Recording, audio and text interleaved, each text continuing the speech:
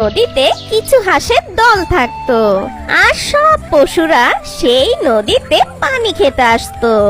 আর সেই নদীতে রাজহাঁস আর রাজহাঁসি থাকতো। ওরা খুব সুখে শান্তিতে জীবন যাপন করছিল। একদিন রাজহাঁসিটার ডিম পাড়ার সময় হয়ে যায়। তখনই সেই রাজহাঁসিটা সেই নদীর কিনারায় ডিম পাড়তে বসে পড়ে। আর সেদিন দুটো ডিম দেয়। রাজহাঁস আর রাজহাঁসি ডিম দুটো দেখে খুব খুশি হয়। ওরা দুজন মিলে তাদের ডিম দুটোর খুব যত্ন করতে থাকে। আর সেই চালাক দুষ্ট শিয়ালটা খাবারের খোঁজে ঘুরতে ঘুরতে সেই নদীর কাছে চলে আসে। আর দূর থেকে হাঁসের ডিমের উপরে ওই দুষ্ট পাজি শিয়ালের নজর পড়ে।